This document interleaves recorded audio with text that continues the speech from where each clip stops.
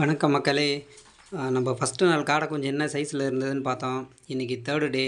வாங்க என்ன சைஸில் இருக்காங்க, எப்படி இருக்குன்னு பார்க்கலாம். நான் வந்து இந்த ஈட்டை குறையக்கூடாதுன்றதுக்காக நல்லா பாக்ஸை நல்லா க்ளோஸ் பண்ணி வச்சுருக்கேன்.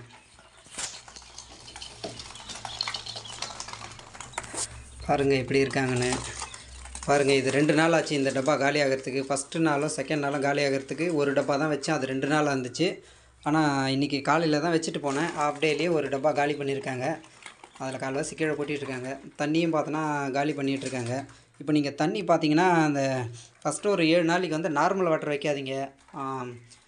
நல்லா ஹீட் பண்ணி கொஞ்சம் சுடு தண்ணியை ஆற வச்சு அதுக்கப்புறம் அதில் கொஞ்சம் நாட்டு சக்கரை கலந்துங்க. நாட்டு சக்கரை எதுக்காக கலக்கிறேன்னு பார்த்தோன்னா, முட்டையிலேருந்து வெளியே வரும்போது அது பின்னாடி அந்த தொப்புள் கொடியெல்லாம் அந்தளவுக்கு கூடி இருக்காது. ஸோ இந்த நாட்டு சக்கரை வைக்கும் போது என்ன ஆகுனா, நல்லா கொஞ்சம் குட்டிங்களுக்கு அந்த இடம்லாம் கொஞ்சம் நல்லா இம்ப்ரூவ்மெண்ட் இருக்கும். குட்டிங்க நல்லா கொஞ்சம் ஹெல்த்தியாக இருப்பாங்க. பாருங்கள் தேர்டு டே எப்படி இருக்காங்க பாருங்கள்.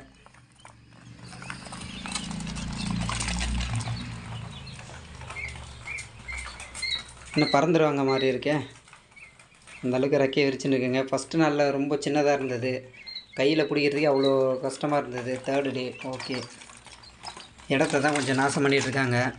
அதே மாதிரி இடத்த வந்து நம்ம டெய்லியுமே க்ளீன் பண்ணிடணும். 2 நாளைக்கு ஒரு டைம் அந்த மாதிரி பண்ணாதீங்க. குட்டின்றதுனால ரொம்ப இன்ஃபெக்ஷன் ஆகும். ஸோ நான் டெய்லியுமே க்ளீன் பண்ணிடுவேன். இன்றைக்கி காலையில் தான் போட்டுட்டு போனேன். இதை பாருங்கள், மதியத்துக்குள்ளே எப்படி ஆக்கியிருக்காங்க பாருங்கள்.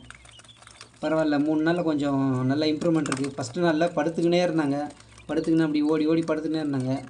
தேர்டு டே பரவாயில்ல. ஓகே, இதே மாதிரி ட்ரை பண்ணி பாருங்கள், நல்ல ரிசல்ட் இருக்கும். இப்போ எதுக்கு நான் சுடு தண்ணியை ஆற வச்சு அதில் நாட்டு சக்கரை கலக்கணும்னு சொல்கிறேன்னா, குட்டிக்கு ஹெல்த்திக்கு ஒன்று, இன்னொன்று வந்து உயிரிழப்பு வந்து ரொம்ப கம்மியாக இருக்குது. ஸோ நான் வந்து 25 முட்டை வச்சு 25 குட்டி எடுத்தேன். 25மே எந்த ஒரு இதுவும் ஆகலை. 25 குட்டியும் அப்படியே ஹெல்த்தியாக நல்லா இருக்குது. ஸோ நான் கூட எப்படி ஒரு 2 நாளில் ஒரு 4-5 இறந்துடும் அப்படின்ற மாதிரி கணக்கு பண்ணேன். ஸோ ஆனால் 25 குட்டியுமே நல்லா ஹெல்த்தியாக இருக்குது. ஸோ அதுக்காக தான் சொல்கிறேன், அந்த மாதிரி நாட்டு சக்கரை கலந்து வைங்க. உயிரிழப்பு வந்து ரொம்ப கம்மியாக இருக்கும். அதே மாதிரி நல்லா இந்த மாதிரி க்ளோஸ் பண்ணி வைங்க. ஈட்டு எந்த அளவுக்கு இருக்கோ அந்த அளவுக்கு குட்டிங்களுடைய உயிரிழப்பு வந்து கம்மியாகும். ஸோ அதுக்காக தான். வேறு எதனா உங்களுக்கு டவுட் இருந்தால் கமெண்ட் பண்ணுங்கள். எந்த ஒரு டவுட்டாக இருந்தாலும் நம்ம சொல்லலாம்.